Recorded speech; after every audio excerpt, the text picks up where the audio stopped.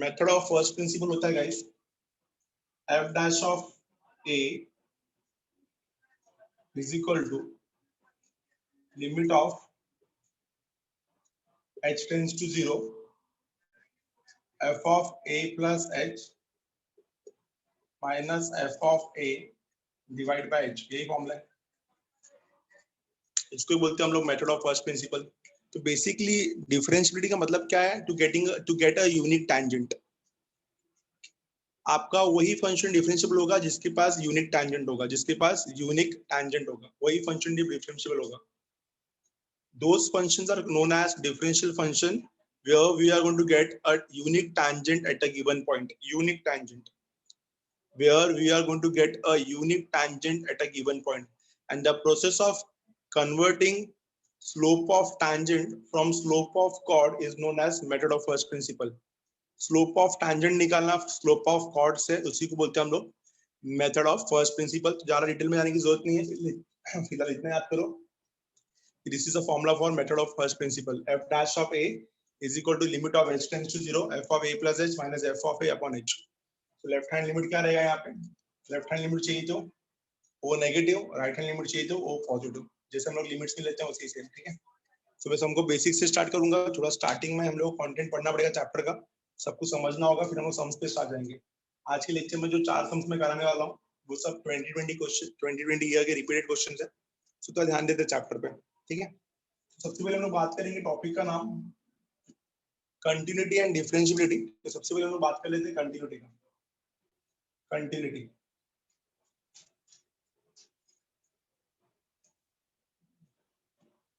continuity and differentiability. The first topic is continuity at a function, or you can say that continuity of a function, or we can say that continuity at a point. बहुत अच्छे से हर एक चीज सीखना पड़ेगा। यहाँ पे 11 में पढ़ा था तो बहुत अच्छे से पढ़ना पड़ेगा। हमको पता है फंक्शन कंटिन्यूअस कब होता है, बेसिक सबको पता ही है। A function is said to be continuous. A function is said to be continuous. A function is said to be continuous at a point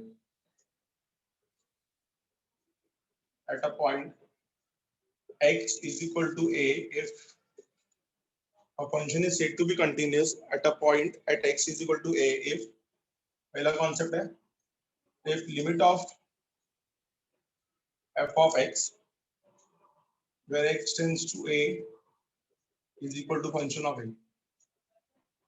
अगर पॉइंट रहेगा तो ये, और you can say that left hand limit is equal to right hand limit is equal to function at a। What is the meaning of left hand limit? Left hand limit होता है limit of x tends to a from left। Right hand limit होता है limit of x tends to a from right, and this is equal to f of a। तो अगर point दिया जाएगा तो ये वाला कॉन्सेप्ट, और अगर फंक्शन दिया रहेगा तो left hand limit is equal to right hand limit is equal to function at A. तो continuity at a point, a function is said to be continuous at a point x is equal to a if limit at that particular value is equal to function value, or left hand limit is equal to right hand limit is equal to function of it. These are the two conditions. If we are checking a continuity at a point, this is a function, and if we are checking between the intervals, so this is a condition, right? So these are the two conditions by which we can check whether the function is continuous or not. I hope we have all did this topics in 11th standard, right? Left hand limit is equal to right hand limit is equal to function value. The function is said to be continuous, or the limit at that particular value is equal to function at a. तो ये concept होगा continuity at a point का। तो क्या क्या कारण हो सकता है फंक्शन डिसकंटिन्यूअस होने का? What can be the reason for which the function is said to be a discontinuous? इसको प्लीज स्क्रीनशॉट ले लो इसका फटाफट। आगे मूव कर रहा हूं मैं। टॉपिक का नाम है reason of discontinuity. Reason of discontinuity, इसको हटा रहा हूं मैं, ठीक है। ये सब ने पढ़ा 11th में अच्छे से, ठीक है। तो आगे हम लोग पढ़ेंगे reasons of discontinuity. What can be the main reason for discontinuity? Let us check. सबसे पहले टॉपिक का नाम जो है दूसरा वो है reasons of discontinuity. Reasons of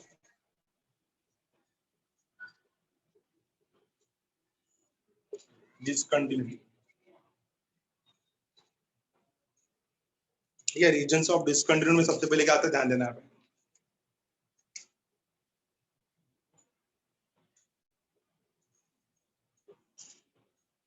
x ये वाई, ठीक है। ग्राफ बना के समझाता हूँ क्या है। मान लो कि इधर वैल्यू ए है, इधर बी है और इधर सी है। ये तीन वैल्यूज है ए बी एंड सी, ठीक है। यहाँ पे ए का फंक्शन है, यहाँ पे बी का फंक्शन है और यहाँ पे सी का फंक्शन है। डॉट डॉट डॉट मतलब ए बी एंड सी, ठीक है। ये बी सी डिफाइंड है यहाँ पे और यहाँ पे ये guys what can be the reason of discontinuity. तो इस ग्राफ में देखोगे कहीं पे भी तो लेफ्ट हैंड लिमिट और right hand limit, left hand limit और राइट हैंड लिमिट इक्वल नहीं है किस पे, at x is equal to a पे। x is equal to a पे ना तो लेफ्ट हैंड, देखो लेफ्ट हैंड लिमिट क्या आ रहा है, ये आ रहा है, ये वैल्यू लेफ्ट हैंड लिमिट का होगा और राइट हैंड लिमिट का वैल्यू क्या आ रहा है, ये आ रहा है। तो obviously both the values are not matching. Easily clear होगा कि इस ग्राफ में लेफ्ट हैंड लिमिट और राइट हैंड लिमिट इक्वल नहीं है। First one is left hand limit is not equal to right hand limit. अब लेफ्ट हैंड लिमिट और right hand limit जो है वो इक्वल है at x is equal to b पे। Left hand limit is equal to right hand limit at x is equal to b, but जो b का value है, जो f ऑफ b है वो डिफाइंड नहीं है। But f of b is not defined, but f of b is not defined, ठीक है। b का वैल्यू पता ही नहीं ना क्या है। लेफ्ट हैंड लिमिट देखो b पे लेफ्ट हैंड भी वहीं पे अप्रोच कर रहा है, राइट हैंड भी वहीं पे अप्रोच कर रहा है, but f of b defined नहीं है। f ऑफ b डिफाइंड नहीं है, ठीक है। पहला केस समझ में आया। फर्स्ट केस में तो x is equal to a पे लेफ्ट हैंड और राइट हैंड इक्वल नहीं है।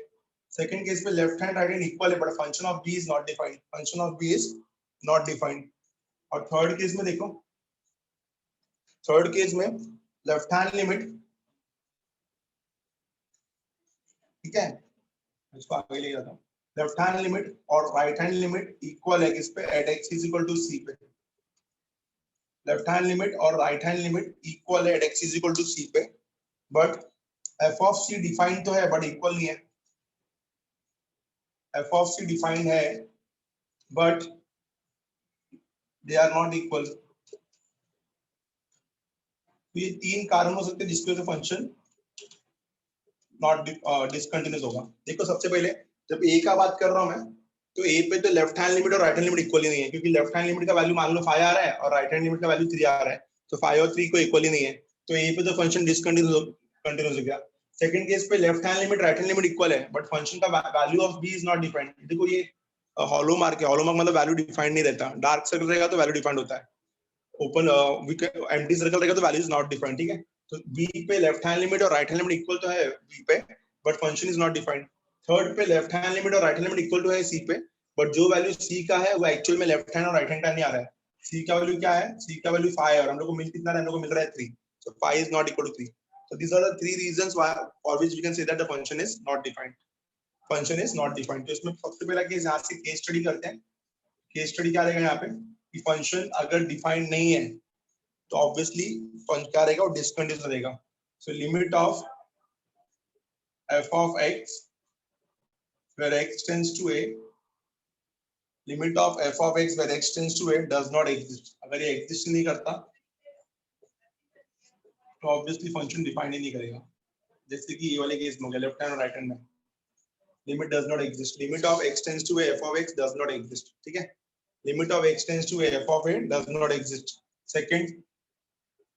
सेकंड में क्या पढ़ा हमने, फंक्शन अगर डिफाइंड नहीं रहेगा तो फंक्शन इज नॉट डिफाइंड। अगर फंक्शन नॉट डिफाइंड रहेगा तो मतलब कोई वैल्यू नहीं है उसके पास, f ऑफ a का कोई वैल्यू नहीं आ रहा है तो वो भी डिसकंटिन्यूस होगा, तो फंक्शन इज नॉट डिफाइंड। तो सेकंड केस में क्या पढ़ा हमने, फंक्शन इज नॉट डिफाइंड। और थर्ड केस में क्या पढ़ा हमने कि भाई लिमिट भी एग्जिस्ट कर रहा है फंक्शन भी डिफाइंड है बट सी के वैल्यू के साथ मैच नहीं कर रहा है.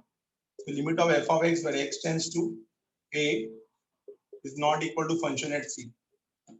तो फर्स्ट केसेस में limit does not exist. Limit क्यों नहीं एग्जिस्ट कर रहा है कि लेफ्ट हैंड और राइट हैंड इक्वल नहीं है.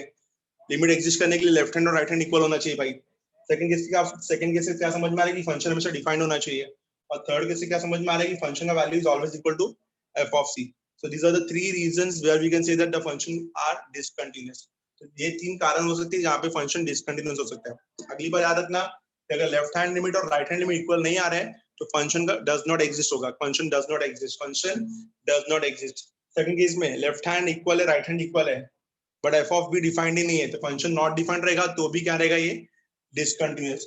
थर्ड केस में फंक्शन भी डिफाइंड है और लेफ्ट हैंड लिमिट और राइट हैंड लिमिट इक्वल भी है बट फंक्शन जो डिफाइंड है वो इक्वल नहीं आ रहा है. इसके साथ इक्वल नहीं आ रहा है. f of c के साथ इक्वल नहीं आ रहा है तो limit is not equal to function value and therefore the function is said to be discontinuous. I hope these are the three main reasons why we can say that the function is discontinuous. Please take the screenshot and confirm करो समझ में आया topic. Please confirm it. So these are the three main reasons of discontinuity. I hope everyone understood this. तीन example दिया मैंने. X is equal to a पे क्यों नहीं continuous है? Left hand limit is not equal to right hand limit. B पे क्यों नहीं continuous है? Left hand right hand equal है but B का value defined नहीं है. C पे क्यों नहीं continuous है? Left hand right hand equal है, value भी defined है but value equal नहीं है. Understood everyone? The reasons of discontinuity. Hope everyone understood. Yes, sir. Okay. So these are the reasons of discontinuity. Now we'll move to the new topic. Take the screenshot of this. So ये तीन कारण है जिसकी वजह से function हमेशा क्या रहेगा डिसकंटिन्यूअस रहेगा. I will move to the new topic. कुछ अच्छे से इंपॉर्टेंट नोट्स पढ़ लेते हैं इसका. एक बार सम्स पे चलेंगे तो फिर सम्स अच्छी समझ में आएगा. थोड़ा सम्स इसके टफ होते हैं. डिपेंड करता है कि आपका लिमिट एंड कंटिन्यू कितना अच्छा है. ठीक है. बेसिकली थोड़ा टफ तो होता है मैं ये बोलूंगा. ठीक है. As compared to other chapters of calculus. We'll talk about continuity in closed interval. The new topic is continuity in closed interval.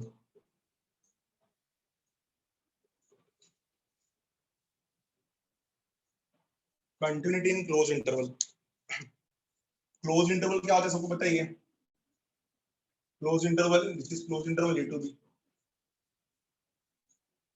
हाँ, ओपन इंटरवल क्या होता है, क्लोज इंटरवल क्या होता है. ओपन इंटरवल में A to B में रहेगा बट एंड वैल्यूज पे नहीं रहेगा.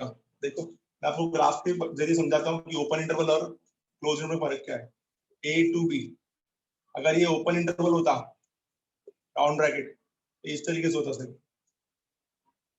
A और B को छुएगा नहीं वो. ठीक है. बट अगर ये क्लोज इंटरवल में है तो A और B को छू के जाएगा. This is the only difference in open interval and close interval. और कुछ फर्क नहीं. What is the meaning of continuity. Continuous graph. ठीक है. तो ओपन इंटरवल में वो A और B को टच नहीं करता बट क्लोज इंटरवल में उसको A और B को टच करना पड़ेगा. ठीक है. तो function is said to be continuous. और function is continuous. A function is continuous in interval A to B. In interval A to B if सबसे पहला case if it is continuous in A to B. If it is continuous. If it is continuous in A to B. If it is continuous in A to B. Second, limit of f of x where x tends to a from right hand limit is equal to f of x.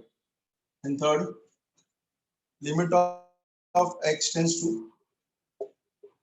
f of x where x tends to be negative left hand limit is equal to f of b. Very simple. आपको मैंने just बताया graph A to B जा रहा है. A to B. तो यहाँ का जो राइट हैंड वैल्यू रहेगा वो इससे इक्वल होना चाहिए और यहाँ का जो लेफ्ट हैंड वैल्यू रहेगा वो इससे इक्वल होना चाहिए. ठीक है. F of B. So these are the three conditions that we can say that the function is continuous on closed interval. Function is continuous on closed interval. I hope everyone understood this. So our function is continuous in closed interval A to B if it is continuous in open interval. अब open interval में तो continuous रहेगा. What about the end values A and B? So right hand limit should equal to f of a and left hand limit should equal to f of b. So right hand limit is equal to f of a and left hand limit should be equal to f of b. ठीक है? These are the main reasons. Take the screenshot. Read को ले एक बार अच्छे से इसको. एक बार read भी कर लो. Continuity in closed interval. Open interval आता तो पहला वाला कैसे होता था?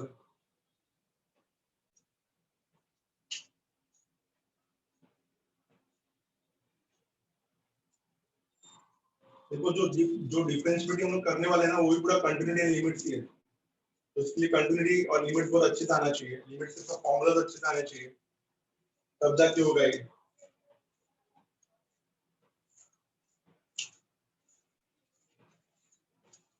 So the new topic is algebra of continuous function. चौथा टॉपिक है अपना algebra of continuous function. ध्यान देना. Which of the function can be directly taken as always continuous? कौन-कौन से ऐसे फंक्शन हैं जिनको हमेशा के हम लोग कंटीन्यूअस बोल सकते हैं? तो टॉपिक का नाम है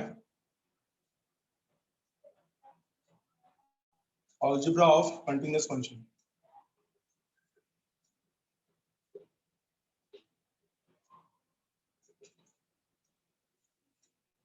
Algebra of continuous function. ध्यान देना अच्छे से. Which of the functions are always taken as continuous? The first one, polynomial functions are always continuous. Sin x, cos x, always continuous, are always continuous. Check करते हैं क्या है? देखो यहाँ पे ध्यान देना, कुछ नाम बता रहा हूँ. Addition and subtraction of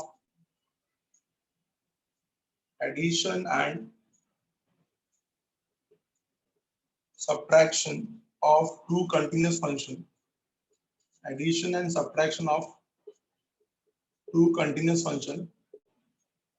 Addition and subtraction of two continuous function is always a continuous function. Is always a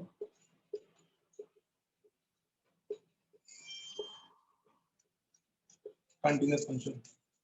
Addition and subtraction of two continuous function is always a continuous function. The second one, product of two continuous function. Product of two continuous function is continuous. दो continuous function को अगर आप product दोनों को multiply करते हो तो भी उसका आंसर जो आएगा वो भी हमेशा कंटिन्यूस ही रहेगा. And ratio of two continuous function, ratio मतलब डिवीजन हो गया ना, and ratio of two continuous function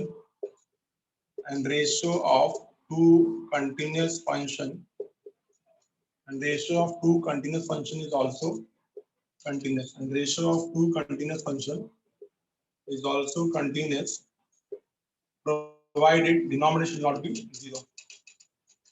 Provided what? Provided denominator should not be equal to zero. Provided denominator should not be zero. Denominator should not be zero at the point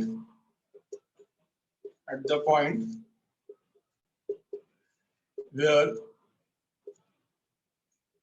we are checking the continuity. Where we are checking the continuity. Where we are going to check the continuity. ठीक है. Third point मतलब यहाँ से ये समझ में आया कि addition and subtraction of two continuous function is always continuous. दूसरा ये समझ में आया कि product of two continuous function is always continuous. Ratio of two continuous function is always continuous. Condition denominator should not be zero at a point where we are checking the continuity. इसलिए हम लोग क्या करते थे, not define को define करते थे. ठीक है. थर्ड आ रहा है आपका composition of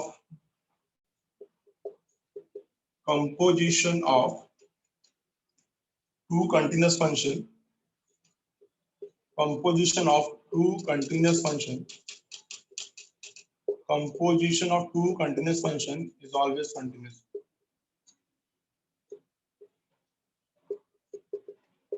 Composition of two continuous function is always continuous. Composition मतलब क्या होता है गाइस? सबने पढ़ा देखा ना, ये FOG. इसको बोलते हैं composition of function, f और f of g of x. कैसे बोलते हैं इसको? function of g of x. इसको बोलते हैं हम लोग composition of two functions. FOG, g of f. g of f को क्या बोलते हैं हम लोग? g of f of x. इसको बोलते हैं composition of two functions. दो फंक्शन अगर कंटिन्यूस है तो उनका कंपोजिशन में हमेशा क्या होगा, उनका कंपोजिशन में हमेशा क्या होगा, कंटिन्यूस फंक्शन। क्या होगा हमेशा, कंटिन्यूस फंक्शन। ठीक है, आपने पढ़ा रहेगा कि f of f is an identity function, सबने पढ़ा रहेगा अच्छे से, ये 10th में था। What is the meaning of identity function? Same input same output, x डाला है तो x ही आएगा आंसर। ठीक है, आई होप कि सबको क्लियर है। इसमें एक और आ जाता है g ऑफ x का आ जाता है g ऑफ x, ये भी हमेशा क्या रहता है, identity function, the answer is equal to x। ठीक है, तो all these examples are examples of composition function. The composition of two continuous function is always continuous. Compositions of two continuous function is always continuous. तो ये algebra of continuous function में ये समझ में आया कि दो फंक्शन अगर कंटिन्यूस है तो उनका एडिशन, सब्ट्रैक्शन, मल्टीप्लिकेशन, डिवीजन भी कंटिन्यूस होगा। डिवीजन में सिर्फ इतना ध्यान देना है कि जिस पॉइंट पे हम लोग कंटिन्यूटी चेक कर रहे हैं वो पॉइंट पे डिनोमिनेटर जीरो नहीं होना चाहिए।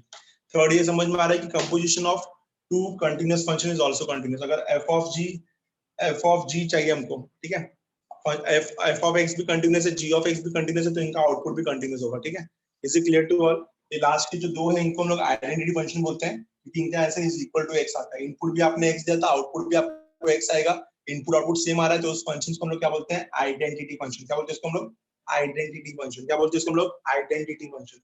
So these are the topic of algebra of continuous function. We'll move to some important pointers. ठीक है, हटाना उसको, स्क्रीनशॉट ले लो। Algebra of continuous function. We'll move to some important pointers.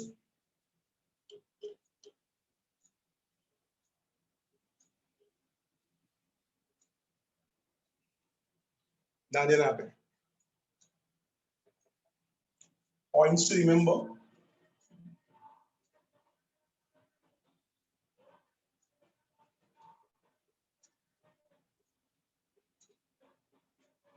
Points to remember. The first point, polynomial functions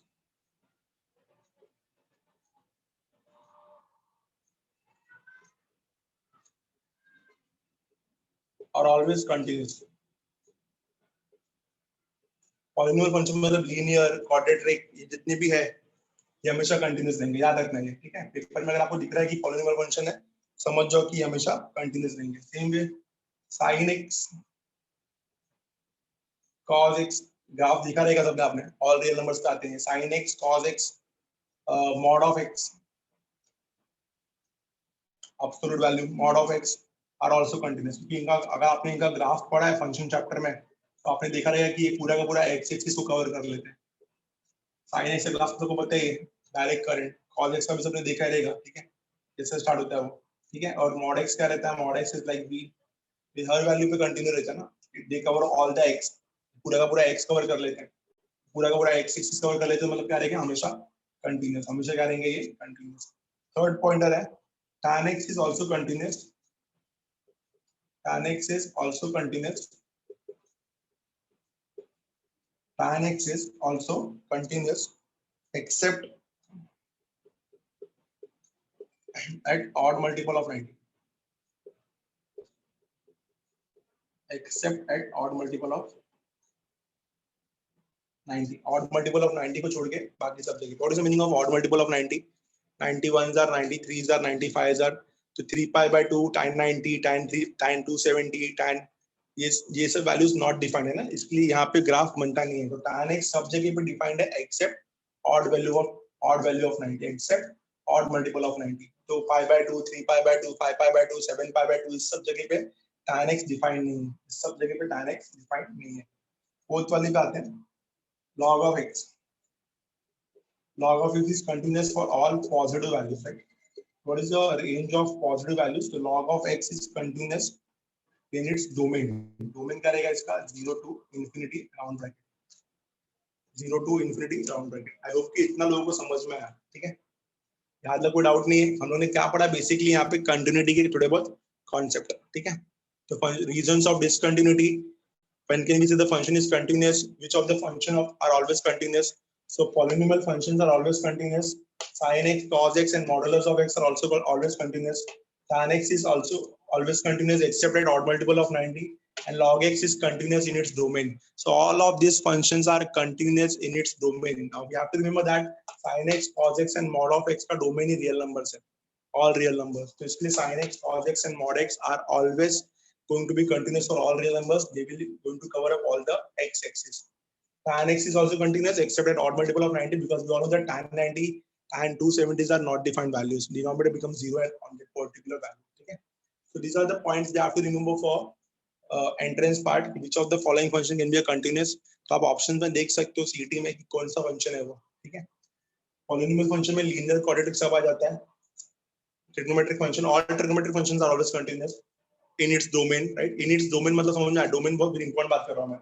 ठीक है. log x is continuous in its domain and what is the domain of it?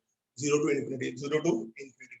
तो एक सम ले रहा हूं मैं आपको पूरा कंटिन्यूटी का रिवीजन कराने के लिए. ये भी सम जेडब्ल्यू का ही है. तो ध्यान देना अच्छे से, देखो आपको समझ में आता है क्या. एक ही सम करा के फिर मैं आगे मूव करूंगा डिफरेंशिएबिलिटी पे. और एक बार दोनों के कॉन्सेप्ट हो जाएंगे तो we will start with the sums of JW. ठीक है. सबका ध्यान होना चाहिए बोर्ड पे. थोड़ा मैंने पहले बताया था स्टार्टिंग में टॉपिक थोड़ा फीका लगेगा तो ध्यान देना. First one find K, find the value of के.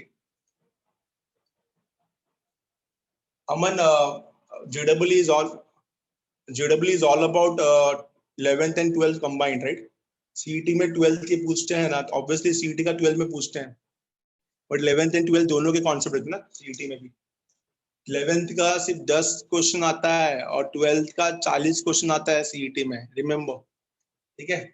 अच्छे से क्वेश्चन देखोगे तो 20% of 11th standard and 80% of 12th standard in CET.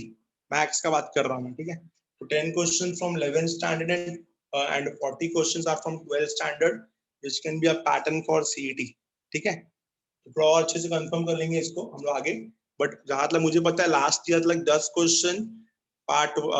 Question 11th standard से आता था और 40 क्वेश्चन आपको 12th स्टैंडर्ड से आता था सीईटी में. ठीक है. याद रखना चाहिए. ठीक है. तो ये जो भी टॉपिक्स हम लोग कर रहे हैं ना, ये पूरा का पूरा एंटायर कैलकुलस कवर करता है मैथ्स 2 का. ठीक है. तो उसमें कहीं ना कहीं इसको पूछ लेंगे लोग. ठीक है.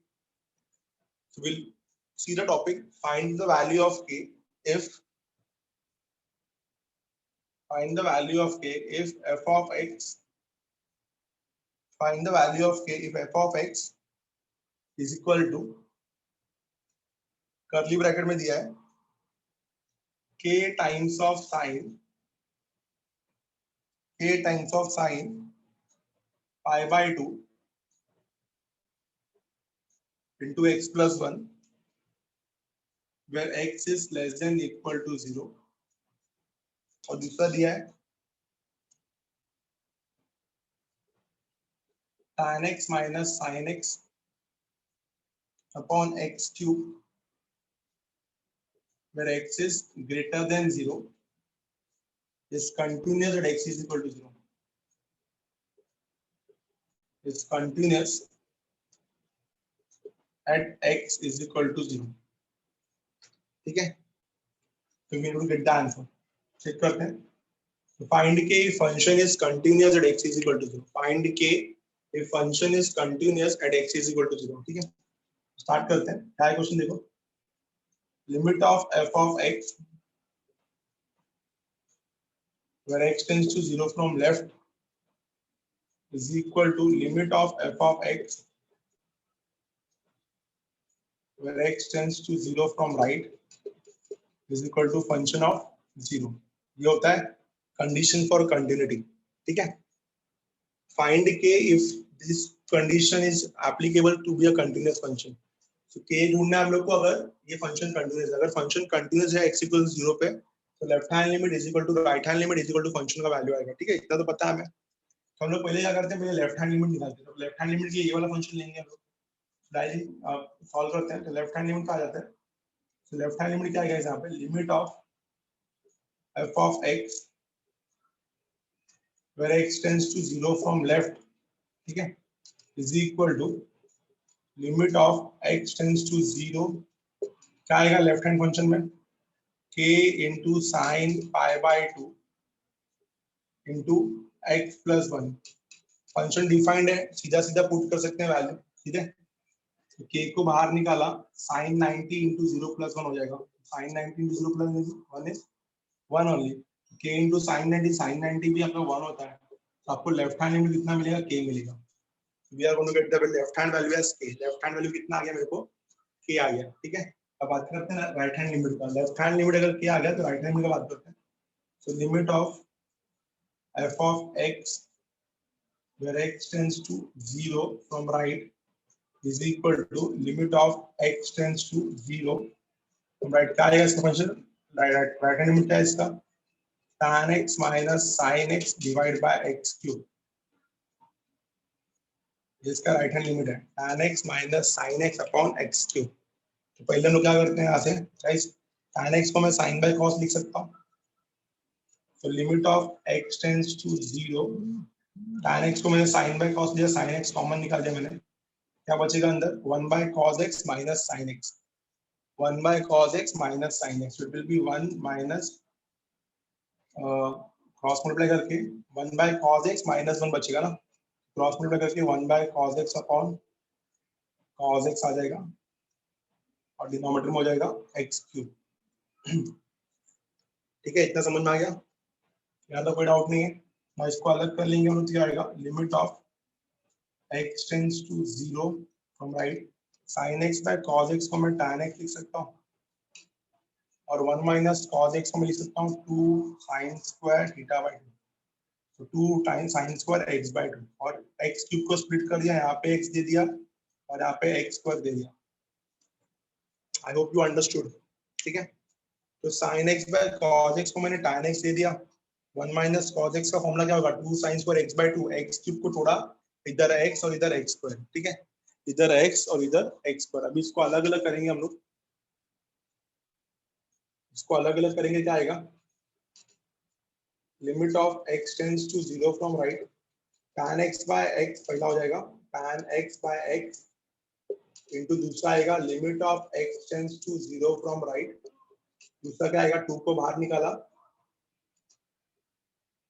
2 को बाहर निकाला, क्या बचेगा यहाँ पे, sin square x by 2 upon x by 2, ठीक है, upon x square, sorry balance करना पड़ेगा भाई, इधर x स्क्वायर बाय 2 है तो यहाँ पे भी इसको भी अगर x बाय 2 करना है तो होल स्क्वायर ले लिया, इसको sin x बाय 2 इसको भी होल स्क्वायर ले लिया, नीचे x स्क्वायर है मेरे पास, इसको मैंने ले लिया x बाय 2, ले लिया x बाय 2, बाहर क्या निकालोगे, बाहर निकालोगे 1 बाय 4, क्योंकि स्क्वायर है ना, आपने डिवाइड बाय 4 किया है, डिनोमिनेटर डिनोमिनेटर मतलब मल्टीप्लाई, तो आपने अंदर अगर 2 डाला है तो स्क्वायर के अंदर 2 डाला है मतलब बाहर 1 बाय 4 निकलेगा।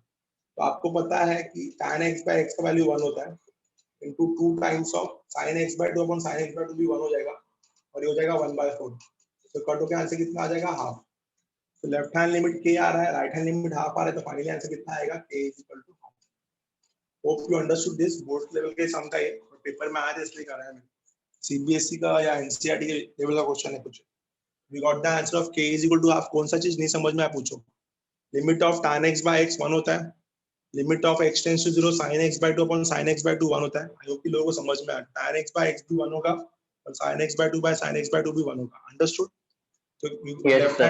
left hand limit we got k and right hand limit we got half. But since the function is continuous, left hand limit is equal to right hand limit. So we are going to get the value of k is equal to half. We are going to get the value of k is equal to half. Hope that everyone understood this sum. We'll move to the next one. एक बार फटाफट इसका screenshot ले लो, समझ के ले लो, आपको समझ में आया है, किसी को नहीं समझा तो प्लीज पूछो।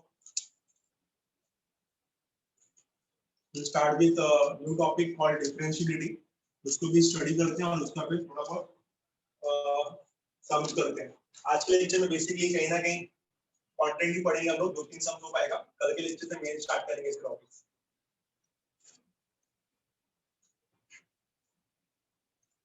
सम होता बहुत इजी लेवल पे है, बड़ा डिपेंड करता है कि आपको लिमिट्स, कंटिन्यूटी एंड डिफरेंशिएबिलिटी कैसे सीखा है आपने लेवल में, कितना अच्छे से आपको कंटेंट समझ में आया।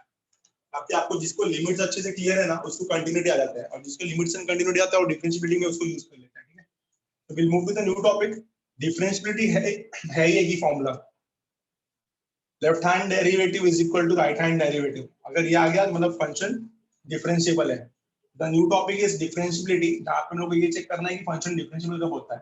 तो फंक्शन डिफरेंशिएबल तभी होता है जब लेफ्ट हैंड डेरिवेटिव और राइट हैंड डेरिवेटिव दोनों उसके इक्वल आते हैं। टॉपिक का नाम है अपना आज का अगला टॉपिक डिफरेंशिएबिलिटी, मैंने सिर्फ कंटिन्यूटी के कॉन्सेप्ट पढ़ा है अभी तक, सम्स नहीं करा है, सिर्फ एक सम्स करा है वो एक समझने के लिए।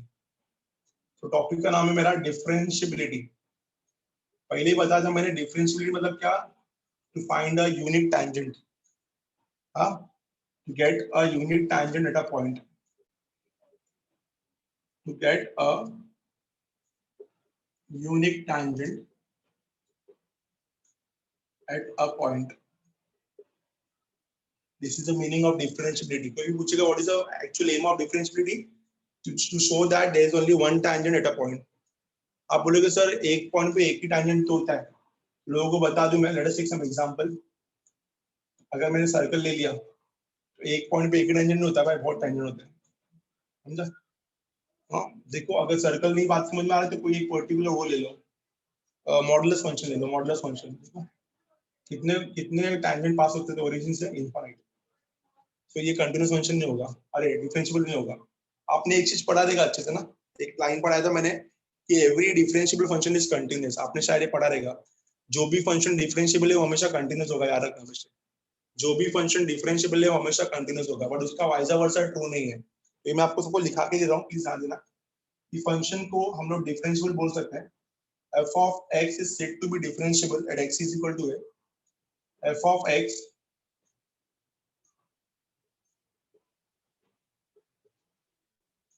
is differentiable at x is equal to a, at x is equal to a if left hand derivative, if left hand derivative with x is equal to a is equal to right hand derivative at x is equal to a. Simple. If left hand derivative is equal to right hand derivative, f of x is differentiable at x is equal to a if left hand derivative is equal to right hand derivative. क्या होता है left hand derivative, वो देखते हैं। Left hand derivative क्या होता है, ध्यान देना। लेफ्ट हैंड डेरिवेटिव में हम क्या निकालते हैं, f dash of a which is equal to limit of h tends to 0 from right, sorry 0 from left, left hand derivative na, f dash of a is equal to limit of h tends to 0 from left, f of a plus h minus f of a divided by h. This is the formula for left hand derivative, f dash of a. So f dash of a is equal to limit of h tends to 0 from left, f of a plus h minus f of a upon h, f of a plus h minus f of a upon h. Same way right hand derivative क्या होता है, कैसे निकालते हैं right hand derivative, f dash of a again right hand function, limit of h tends to 0 और we can say that h tends to a आना चाहिए, और 0 लिया तो भी चलेगा, limit of h tends to 0 from right, limit of h tends to 0 from right, f of a plus h minus f of a upon h. So these are the formulas to understand whether the function is differentiable or not. The function is differentiable at x is equal to a if left hand derivative is equal to right hand derivative. If left hand derivative is equal to right hand derivative, what is the formula for left hand derivative? First principle, basic first principle बताया था मैंने आपको, ठीक है। First principle का यही formula लिखा था मैंने, f dash of a is equal to limit of h tends to 0 f of a plus h minus f of a upon h. तो जब लेफ्ट हैंड लिमिट, जब लेफ्ट हैंड डेरिवेटिव लगाओगे तो लेफ्ट हैंड वाला function लोगे, और जब right hand derivative निकालोगे तो राइट हैंड वाला फंक्शन लोगे, जैसे हम लोग लिमिट्स में करते हैं वैसे सेम, कुछ एक्स्ट्रा नहीं करना है, ठीक है। जैसे हम लोग लिमिट्स में करते हैं वैसे सेम। इंपॉर्टेंट नोट है यहाँ पे, ध्यान देना, every differentiable function is always continuous, every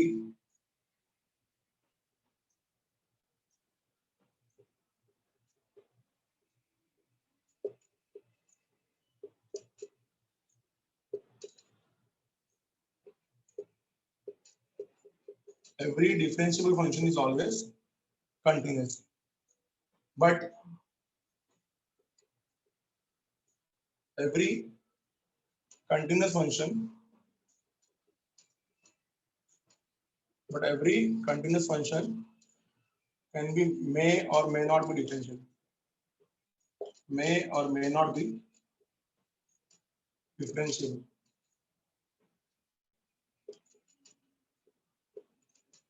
So every differentiable function is always continuous, but every continuous function is may or may not be differentiable. Example हम लोग बोल सकते हैं वही mod x वाला.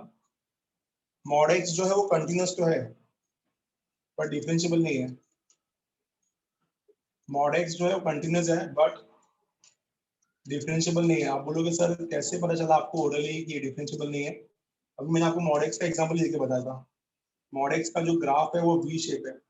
तो ये कंटिन्यूटी तो है, ये कंटिन्यूस है पूरा का पूरा, हर एक पॉइंट पे इसका वैल्यू मिल जाएगा आपको, बट एक ही पॉइंट पे आपको इनफिनिट टैंजेंट मिल रहा है, और इनफिनिट टैंजेंट से पता चलता है कि ये डिफरेंशिएबल नहीं है. तो mod of X is continuous but not differentiable. अगर आपको एक पॉइंट पे एक से ज्यादा टैंजेंट मिलता है तो वो फंक्शन डिफरेंशिएबल नहीं होता.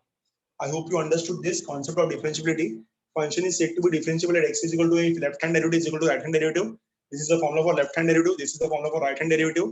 Every differentiable function is always continuous, but every continuous function is may or may not be differentiable. Example mod of x देख लो, ये continuous तो है but ये differentiable नहीं है. Understood? यहाँ तक समझ में आया थोड़ा बहुत? यहाँ तक सबको, everyone? होप कि यहाँ तक सबको समझा रहेगा अच्छे से. Understood? Yes, sir. Move to the next one. कुछ important concept पढ़ लेते हैं formulas का. फिर sum start करते हैं क्योंकि बहुत हो गया ये. सम्स में करेंगे थोड़ा बहुत. तो सबसे पहला बात करेंगे हम लोग derivative of mod of X का. Derivative of mod of X. तो derivative of mod of X क्या होता है? X upon mod of X. Derivative of mod of X is X upon mod of X. Condition x should not be equal to 0, and second condition y is equal to mod of x is not differentiable at x is equal to 0. Is not differentiable at x is equal to 0. 0 पे mod of x define नहीं रहेगा. ठीक है, अभी उन्होंने just पढ़ा था ये, क्योंकि mod 0 पे क्या होता है? इनफिनिट टैंजेंट मिल जाता है. ठीक है, तो derivative of mod of x is x upon mod of x, और x 0 नहीं होना चाहिए क्योंकि 0 पे हम लोग को इनफिनिट टैंजेंट मिल जाता है जहां पे वो फंक्शन डिफरेंशिएबल नहीं होता. Second one, derivative of greatest integer function. I hope कि सबको पता है ग्रेटेस्ट इंटीजर फंक्शन जिसको हम लोग स्टेप फंक्शन भी बोलते हैं. तो derivative of greatest integer function is 0, or it does not exist for derivative of greatest integer function is 0 for all x belongs to real number minus integers, right? And it does not exist for x belongs to integer. For x belongs to integer. Hope कि आपको समझ में आया हो. नहीं भी समझा तो मैं बताता हूँ. जिसने भी अच्छे से स्टेप फंक्शन पढ़ा है, स्टेप फंक्शन और ग्रेटेस्ट इंटीजर फंक्शन एक ही होता है. ठीक है, ऐसा कुछ होता है. ये 1 2 3 मान लो. तो पॉइंट जहाँ पे अगर है तो यहाँ से ऐसा रहेगा. ये देख सकते हो आप, ये आपका ग्रेटेस्ट इंटीजर फंक्शन का एग्जांपल है. ठीक है, ठीक है.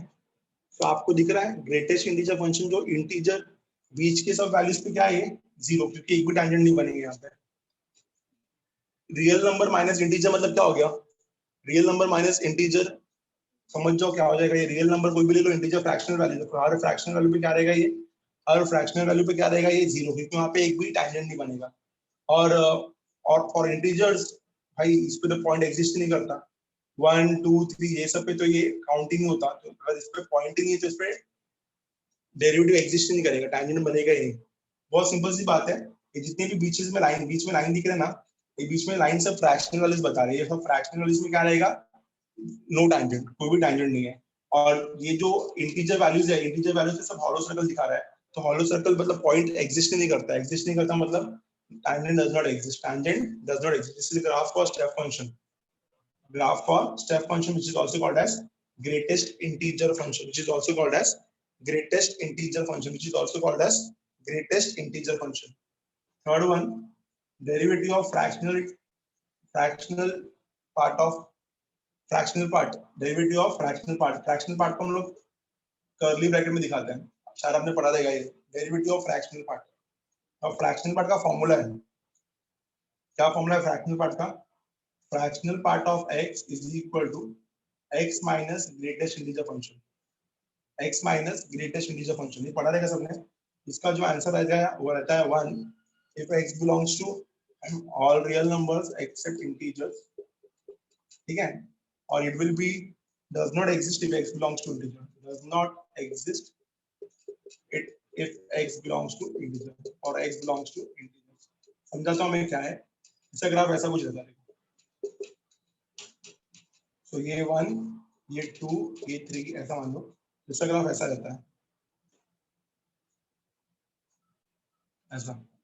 तो जिस पॉइंट पे है, अगर वो इस पॉइंट पे है तो यहाँ पे एक टैंजेंट दे देगा ना, वो इंटीजर वैल्यूज पे मतलब फ्रैक्शनल वैल्यूज पे एक टैंजेंट दे देगा, और जितनी भी इंटीजर वैल्यूज है, जैसे कि अभी ये कहाँ पे जाके रुका था 2 पे, ये कहाँ पे जाके रुका था 3 पे, 3 पे ये फंक्शन है, ये कहाँ पे रुकेगा 4 पे, तो ये वैल्यूज वहाँ पे एग्जिस्ट नहीं करते। तो इंटीजर वैल्यूज पे ये फंक्शन एग्जिस्ट नहीं करते, बट जो फ्रैक्शनल वैल्यूज है 1 से लेकर 2 के बीच में जितनी भी फ्रैक्शनल वैल्यूज है वहाँ पे एग्जिस्ट करता है, तो वहाँ पे कितना टैंजेंट देगा, ये एक टैंजेंट देगा। कैसे भी बना सकते हो आप, एक पॉइंट पे टैंजेंट बनाओ, एक टैंजेंट बनेगा वहाँ पे, ठीक है। हमेशा हम लोग टैंजेंट पता है कैसे निकालते हैं, स्लोप के थ्रू, ठीक है, एक ही टैंजेंट बनेगा वहाँ पे। तो यहाँ पे दिया है for fractional part there will be only one tangent, there will be only one tangent, and if it is an integer value the fractional part does not exist। ये फॉर्मूला बहुत इंपॉर्टेंट, अच्छे से लिख लो, the fractional part is always equal to x minus greatest integer function, x minus greatest integer function, x minus greatest integer function, ठीक है। ये तीन चीज आपको अच्छे से आना चाहिए। सो मॉडुलस ऑफ x का डेरिवेटिव क्या होगा, मॉडुलस ऑफ x का डेरिवेटिव होगा x upon mod of x, modulus of x is equal to x upon mod of x, condition mod of x should not be equal to 0, मैंने बताया कि 0 पे infinite tangent बनता है, ठीक है। ग्रेटेस्ट इंटीजर फंक्शन का डेरिवेटिव क्या होगा 0 अगर वो फ्रैक्शनल वैल्यूज लेता है तो, और it will be does not exist for all integers. Fractional part का क्या रहेगा 1 if it lies between fractional value, और अगर इंटीजर वैल्यू लेता है तो इट डज नॉट एग्जिस्ट। ये फॉर्मूला बहुत इंपॉर्टेंट है, ये रिलेशन देता है आपको, relation between fractional indices, a normal value and a greatest integer function, and a greatest integer function and a greatest integer function, ठीक है। इसका स्क्रीनशॉट लो, ये आगे मैं आपको सम्स अप कराऊंगा तब याद दिलाऊंगा, फिलहाल इसका स्क्रीनशॉट ले लो, ठीक है, इसका स्क्रीनशॉट ले लो। Will move to the sums after this, इसके बाद सम्स में मूव करते हैं, देखते हैं कितना सम लोग कर लेते हैं। इसको हटा रहा हूं मैं, will start with sums from 2020 से जितने सम्स है वो स्टार्ट करते हैं। इसका स्क्रीनशॉट ले लो बेटा।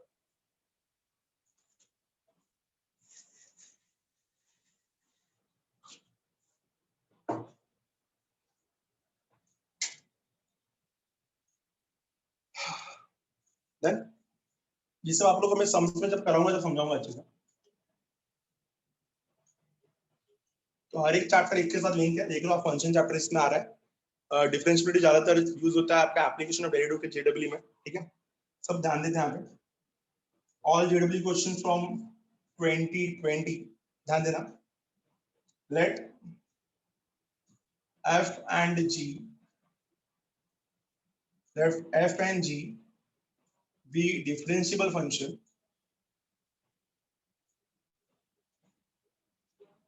let f and g be differentiable function on real number r such that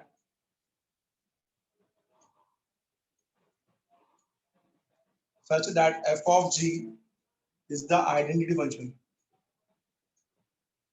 such that f of g is the identity function, fine। If for some a comma b belongs to real number, if for some a comma b belongs to real number, g dash of a is equal to phi and g of a is equal to b and g of a is equal to b, then what will be the value of f dash of b? F dash of b is equal to, the options are The first option is 1 by 5. The second option is 2 by 5. Third option is 1 and the fourth option is 5. मेरे को आप लोगों में से बताओ सबसे पहले कि what is the meaning of f of g is an identity function. इसका मतलब क्या होता है? f of g is an identity function. मैंने आपको भी पीछे पढ़ाया था composition of functions में. अब करो composition of functions में मैंने बताया था अगर f of g identity function है इसका मतलब क्या? f of g is the identity function. इसका मतलब क्या होगा? f and g be differentiable function on R such that f of g is the identity function. If for some a comma b belongs to real number, g dash of a is phi and g of a is equal to b, then f dash of b is equal to. So guys, identity function मतलब क्या होता है? For every input we have to get the same output.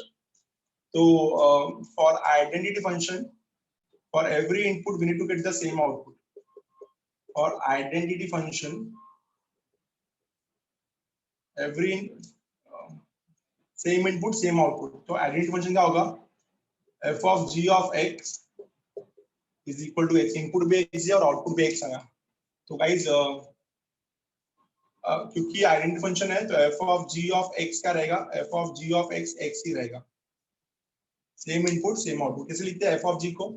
f of g को ऐसे लिखते हैं function of g of x sir equal to x. बोलो ना सर कोई भी इनपुट के लिए आउटपुट होगा. जो इनपुट दिया वही आउटपुट होगा. अगर आपने इनपुट x दिया तो आउटपुट भी x होगा. तो f of g of y will be equal to y. f of g of z is equal to z. Same input same output will give us an identity function. Same input same output will give us an identity function. Understood? आपका input क्या है यहाँ पे x, तो आपका output क्या रहेगा x. तो इनपुट भी x है तो आउटपुट भी x ही रहेगा. तो इसको बोलते हैं हम लोग आइडेंटिटी फंक्शन. तो f of g of x is equal to x. ये समझ में आया? क्योंकि आपका f of g identity function है, क्योंकि आपका f of g identity function है, तो f of g of x is equal to x. f of g of x is equal to x. नहीं, y is equal to x नहीं होगा दोस्त. हाँ, अगर तू ऐसा बोल रहा है f of x is equal to x तो हो सकता है. तो y is equal to x होगा. ये सिंगल फंक्शन है, ये कंपोजिट फंक्शन है. तो आप दूसरा बात कर रहे हो, मैं कंपोजिट फंक्शन का बात कर रहा हूँ. ये भी आइडेंटिटी फंक्शन होगा. फॉर सिंगल फंक्शन ये आइडेंटिटी फंक्शन है. क्योंकि y is equal to x मतलब 1 1 2 2 3 3 0 0 4 4 5 5 तो जो डाला है वही मिल रहा है ना. One input one output. समझा? एग्जांपल दिया ना सामने. f of x is equal to x. So y is equal to x. y is equal to x का रिप्रेजेंट करता है a line which passes through origin. तो 0 0 1 1 2 2 3 3 -1 -2 -3 इन सब इस लाइन पे y is equal to x पे आपको जो x मिल रहा है वही y मिल रहा है ना. तो ये f of x is equal to x, ये भी आइडेंटिटी फंक्शन होगा. बोलो क्या बोल रहे हो?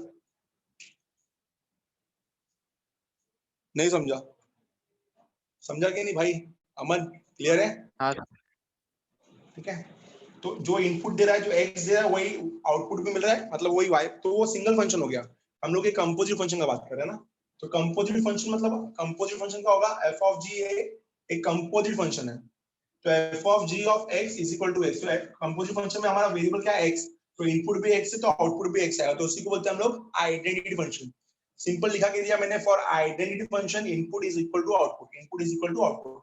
Now how to write f of g of x? f of g of x को दूसरे तरीके से कैसे लिखते हैं हम लोग? Function of g of x. चलो अभी सॉल्व करो, इसको डिफरेंशिएट करो, आंसर निकालो f of b का. डिफरेंशिएट करना था chain rule. Apply the chain rule and gate the answer. Apply the chain rule and get the answer. Get the chain rule fast. Chain rule apply करो और answer निकालो.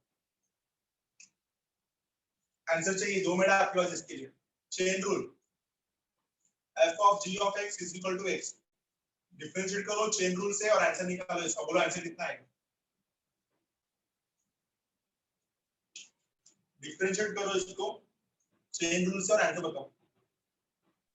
1 by 5. कितना है? 1 by 5. Super. Perfect. So f dash of b चाहिए था हमको. f dash of b कितना आएगा? 1 by 5. सुपर. इनको क्या है? हमको राइट है. Answer is f dash of b is equal to 1 by 5.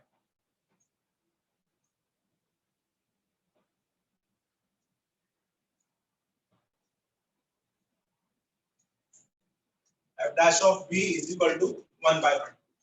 Check करते हैं कैसे, ध्यान देना. फर्स्ट थिंग, इसको डिफरेंशिएट किया हमने, तो क्या होगा, f dash of g of x into derivative of g of x. f dash of g of x into f dash of g of x into derivative of g of x, and derivative of x is 1. ठीक है, इतना समझ में आ गया. तो f dash of g of x into derivative of g of x, chain rule ना. f function of sin x का function क्या होता है, तो sin of 2x, तो cos of 2x into derivative of 2x, तो सही. तो f dash of g of x into derivative of g of x, तो हम लोग को यहाँ पे a पे चाहिए ना, यहाँ पे क्या करते हैं हम लोग, x को रिप्लेस कर रहे हैं a से.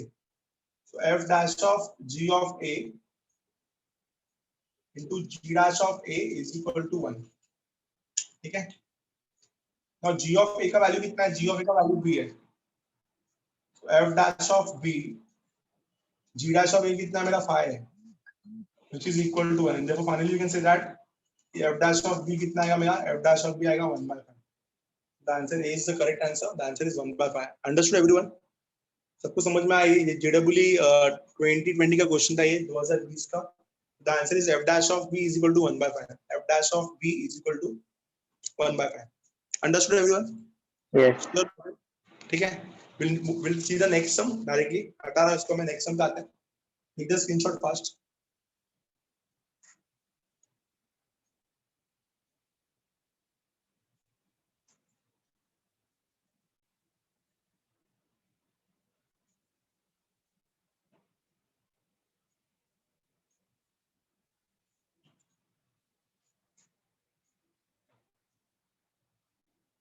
Done?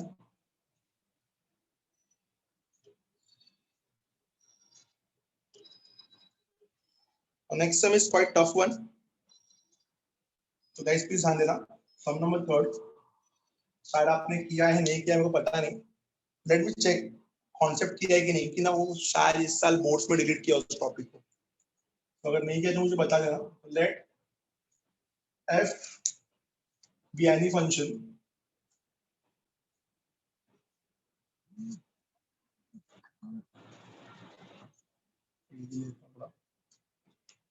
so if f of x is equal to, if f of x is equal to, curly bracket में दिया है वैल्यूज. पहला वैल्यू दिया है sign of a plus 2 into x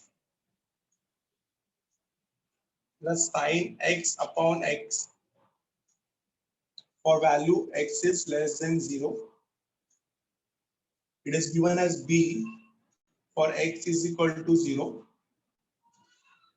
That is given x plus 3x square the value 1 by 3 minus x raised to 1 by 3 divided by x raised to 4 by 3 for the value x is greater than equal to 0. ठीक है. तो ये तीन values दिया और बोला गया है greater than equal to greater than, और बोला गया this is continuous at x is equal to 0. This is continuous at x is equal to 0. अगर एक continuous at x is equal to 0 पे, then what will be the value of a plus 2b? And get the value of a plus 2b. क्या हो रहा है? सब बता रहा हूँ. एक मिनट पहले क्वेश्चन लिख लें दो, मैं देख के लिख रहा हूँ ना question. So a1 b0, option c is -2 and option d is -1. बोलो क्या बोल रहे थे, प्लीज बताओ. हाँ बोलो. अमन क्या डाउट है, बोलो. कौन पूछ रहा था?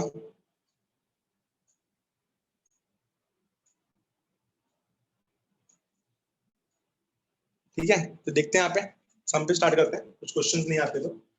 सो ऑब्वियसली अगर एक function continuous x is equal to 0 है तो पॉइंट पे कंटीन्यूअस है. So left hand limit is equal to right hand limit is equal to function का वैल्यू. अभी फंक्शन का वैल्यू तो मुझे पता है, फंक्शन का वैल्यू b है. क्लियरली क्वेश्चन से देख के समझ में आता है, अरे सर फंक्शन का वैल्यू तो b है. तो a प्लस 2b का वैल्यू मांग रहा है ये, तो इसमें लेफ्ट हैंड लिमिट तो आराम से निकल जाएगा, राइट हैंड लिमिट भी आराम से निकल जाएगा। सिर्फ तकलीफ आने वाला है हम लोग को, सॉरी राइट हैंड लिमिट पे तकलीफ आने वाला है। तो राइट हैंड लिमिट पे थोड़ा हम लोग को ना डिटेल में जाना पड़ेगा अच्छे से, राइट हैंड लिमिट पे थोड़ा ज्यादा करना पड़ेगा सॉल्व। तो ध्यान देते पहले हम लोग ना यहाँ पे लेफ्ट हैंड लिमिट सॉल्व कर लेते हैं इसको, क्योंकि जो बड़ा सम है तो इसको 2 बार में सॉल्व करना पड़ेगा। तो left hand limit since the function is continuous at x equal to 0, limit of f of x where x tends to 0 from left is equal to limit of f of x where x tends to 0 from right is equal to f of 0, क्योंकि function continuous है। अब f of 0 तो clearly पता है b है, देख के समझ में आता है कि अरे f of 0 तो b है सर, ठीक है। तो लेफ्ट हैंड लिमिट निकालते हैं। Now let us find the left hand limit first. So limit of f of x where x tends to 0 from left is equal to क्या आएगा, limit of f of x क्या आएगा, limit of sine of a plus 2 into x where x tends to 0, x जो है दोनों का है, इसको भी दे दो into sin x को भी दे दो, limit of x tends to 0 sin x upon x, हाँ दोनों का है ना, ये दोनों को दे दिया मैंने। अब गाइस इसको बैलेंस करना पड़ेगा, इधर sign of a plus 2 into x है तो यहाँ पे a plus 2 से मल्टीप्लाई करना पड़ेगा, यहाँ पे भी a plus 2 से मल्टीप्लाई किया, यहाँ पे भी a plus 2 से मल्टीप्लाई किया, होप समझ में आ जाएगा आपको सबको। तो ये जो पूरा ब्रैकेट है, limit of x tends to 0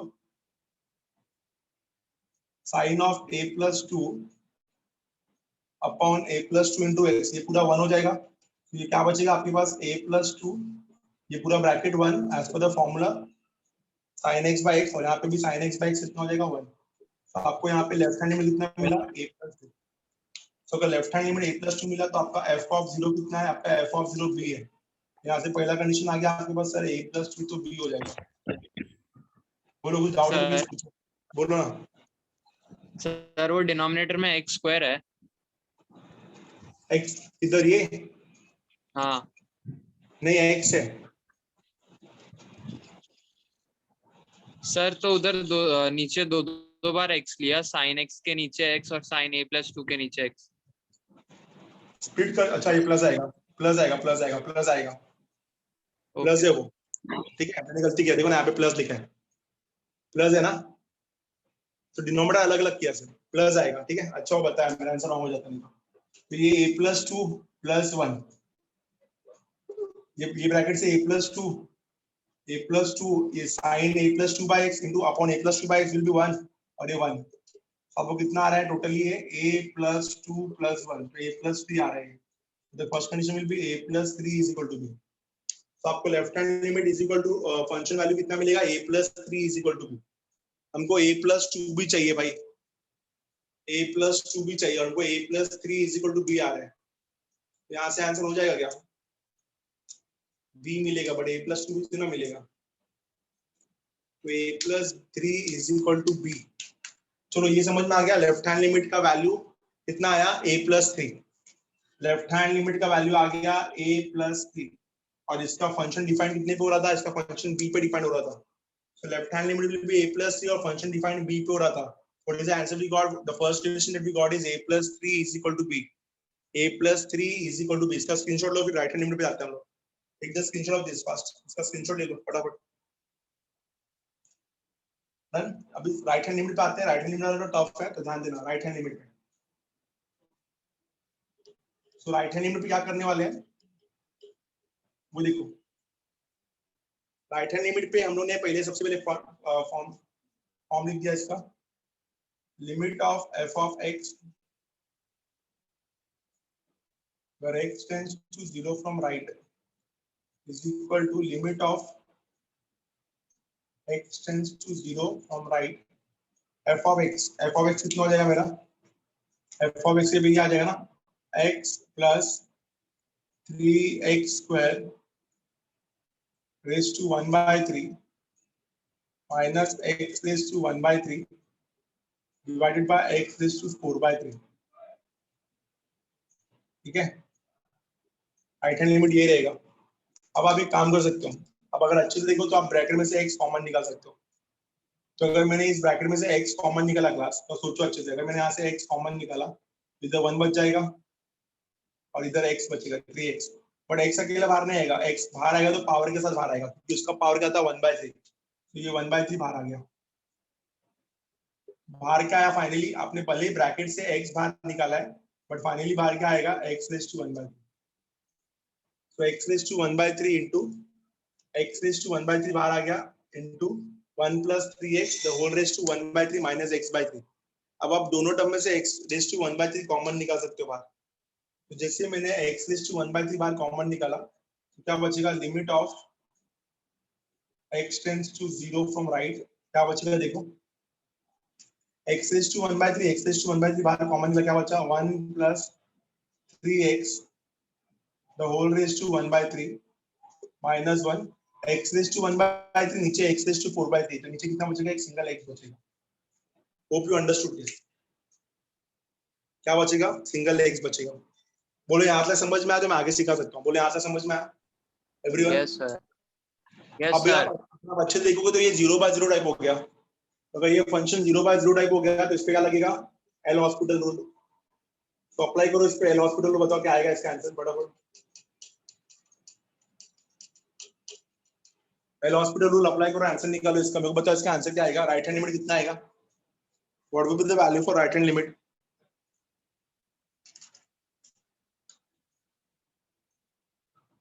L hospital rule लगाओ, बताओ क्या आएगा इसका आंसर।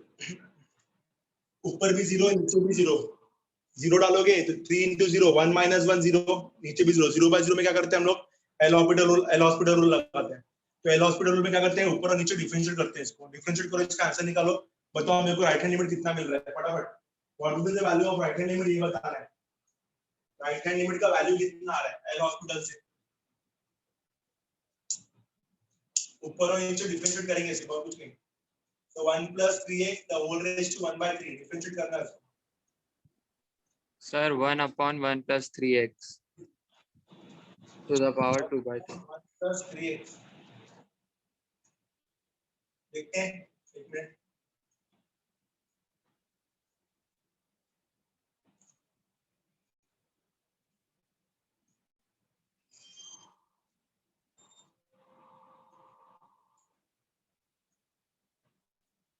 इसको तब तक डिफरेंशिएट करना पड़ेगा जब तक 0/0 गायब नहीं हो जाता, पता है ना, तो 0/0 है, इसको डिफरेंशिएट किया तो क्या मिलेगा देखते हैं। So limit of x tends to 0 from right, 1 का डेरिवेटिव 0, x का derivative 1, 1 plus 3x is to 1/3, क्या हो जाएगा 1/3 1 plus 3x raised to 1 n minus 1 ना, 1/3 minus 1 कितना आएगा, -2/3 into derivative of 1 plus 3x, derivative of 1 plus 3x कितना होगा 3, तो ये 3 गेट कैंसिल, तो आपको आंसर कितना आएगा इधर 1 plus 3x to the power -2/3। Hope you understood this, ये 3 कैंसिल हो गया, लिमिट लगा देंगे, ठीक है। मेरे ख्याल से इसमें लिमिट पुट किया अगर हमने, ध्यान देना यहाँ पे अच्छे से, we are going to get the answer as limit of x tends to 0 from right, 3 get cancel, क्या बचा अपने पास 1 plus 3x times of -2/3।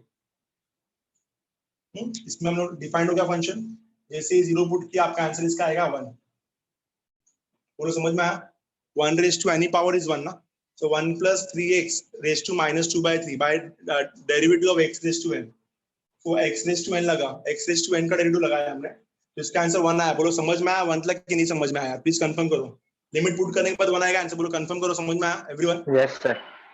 Limit put करने के बाद आंसर 1 आया। अब हमको पता है कि लेफ्ट हैंड लिमिट और राइट हैंड लिमिट इक्वल है, तो हम लोग को कितना मिला था a,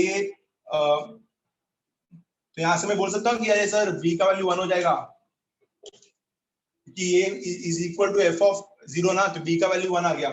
पहला कंडीशन क्या बोल रहा था, पहला कंडीशन बोल रहा था a plus 3 is equal to b, तो a plus 3 is equal to b जो था वो बन जाएगा आपका a plus 3 is equal to 1, यहाँ से वैल्यू मिल गया a is equal to -2, but हमको ये नहीं चाहिए भाई, हमको क्या चाहिए a plus 2b चाहिए, तो therefore a plus 2b is equal to, a कितना है मेरा -2 और b कितना है मेरा 1, final answer is a plus 2b is 0. Option B is the correct answer. देख के लो समझा है कि नहीं, कंफर्म करो चैट बॉक्स में.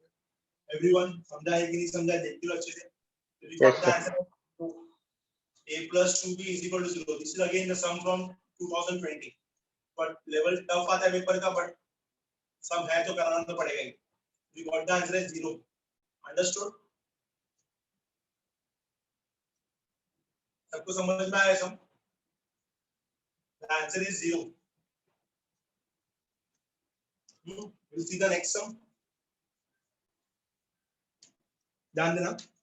आप लोग को एलएमबीटी पढ़ा है क्या? लैग्रेंजेस मीन वैल्यू थ्योरम पढ़ा है? Please confirm. एलएमबीटी पढ़ा है क्या? एलएमबीटी Yes, sir. Lagrange's mean value theorem पढ़ा है क्या? टैंजेंट वाला नहीं है यार, रोल्स थ्योरम एंड वो वाला Rolle's theorem, application of derivative का बात कर रहा हूं मैं. Yes, sir. पढ़ा है. ठीक है, तो आई होप कि आपको f डैश ऑफ c का फॉर्मूला पता ही रहेगा on open interval a to b. बोलो कोई. f dash of c on open interval a to b. चलो इसका स्क्रीनशॉट ले लो फिलहाल. f of b minus f of a upon b minus a. Super, बस यही चाहिए था मुझे. आगे मेरे जो दो सम से उसके ऊपर ही है. तो आपने एलएमबीटी के कंडीशन पढ़ेंगे. Function is continuous at x is equal to a, function is differentiable at x is equal to b, and then third condition था उसका कि f dash of c is equal to f of c minus f of a upon b minus a, ऐसा कुछ था on closed interval a to b. तो आपको formulas अच्छे से आते हैं, तो मेरा काम इजी हो गया. ध्यान देना. यहाँ पे third some, we need to find the value of c. We need to find the value of c. The value of c in, मैं शॉर्टकट में लिख रहा हूँ, the value of c in LMVT, Lagrange's mean value theorem. The value of c in LMVT for the function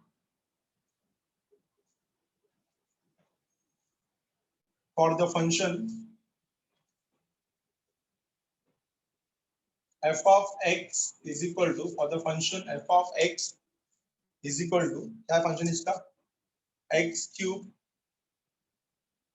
minus 4x square plus 8x plus 11 is the value of c in LMVT for the function f of x is equal to x square minus 4x square plus 8x plus 11 when x belongs to interval 0 to 1 is.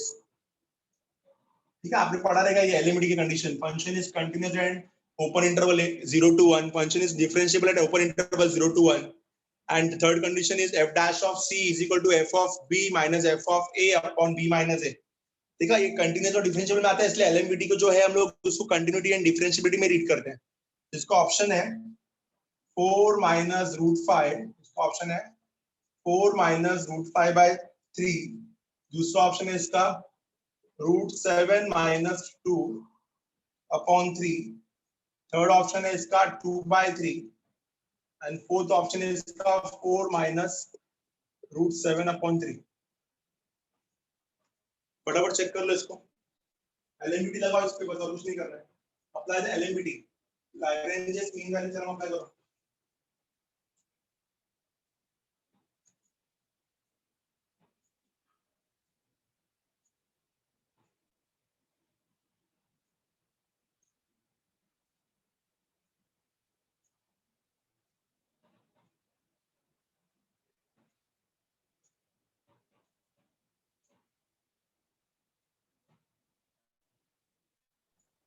Sir वो 8x है क्या? हाँ 8x है, 8x plus 11, वही मैं ink डाला था, वो राइट दिख रहा है. 8x plus 11. So the value of c in LMVT for the function f of x is equal to x cube minus 4x square plus 8x plus 11 when x belongs to 0 to 1.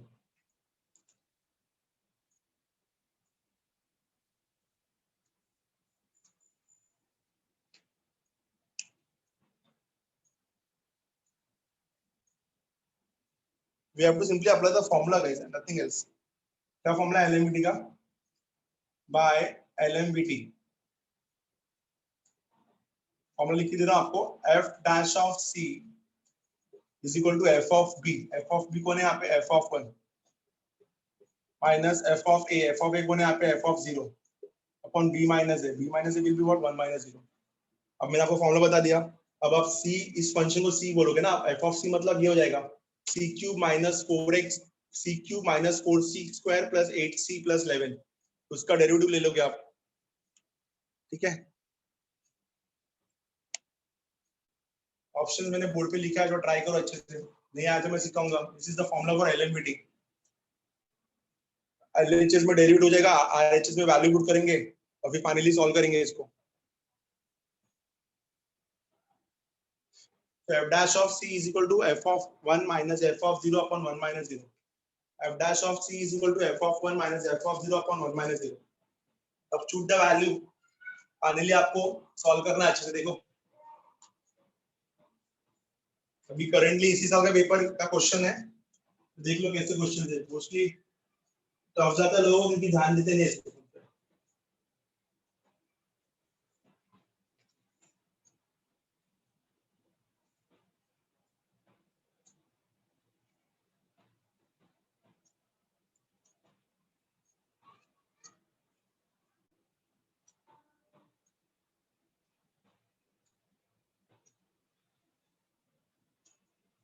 चलो start करते हैं हम लोग.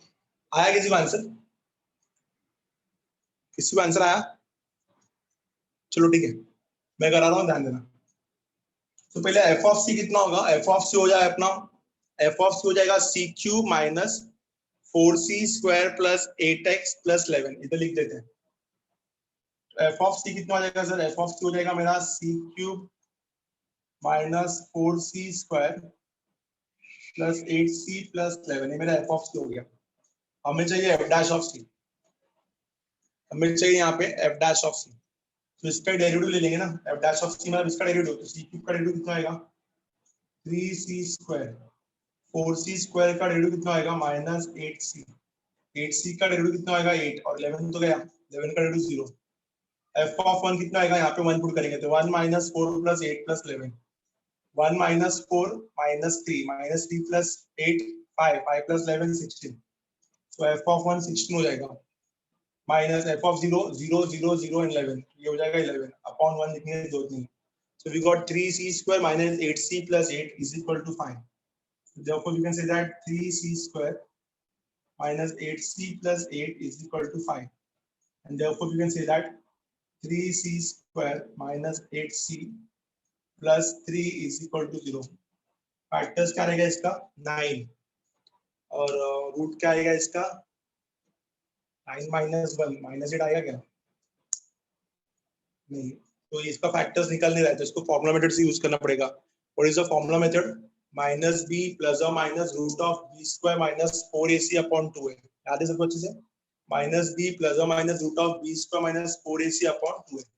Solve करते हैं, क्या होगा देखो. c is equal to minus B. Minus B will be 8 क्योंकि ऑलरेडी बी नेगेटिव है. तो माइनस बी ऑफ मतलब minus of minus 8. Minus B plus और minus root of B square. B square कितना हो जाएगा? 64 minus 4ac will be 36 upon 2a. 2a कितना हो जाएगा? 6 हो जाएगा. ठीक है, यहाँ तक क्लियर है? therefore c is equal to कितना हो जाएगा? 8 प्लस और minus 64 minus 36 is root of 28 upon 6. root of 28 upon 6 and therefore we can say that c is equal to 8 plus or minus root 28 upon 6 कितना हो जाएगा? 2 से इसको ऐसा लिखता हूँ मैं. 8 प्लस और माइनस रूट 28 का लिखता हूँ मैं 2 root 7 divided by 6. Dividing throughout by 2 का हो जाएगा c is equal to 4 plus or minus root 7 by 3. throughout उसको हमने क्या किया? 2 से डिवाइड कर दिया. तुमको दो वैल्यू मिला 4 plus or minus root 7 upon 3. और हमको पता है कि हमारा जो c है वो इंटरवल बिलोंग करता है 0 to 1 में.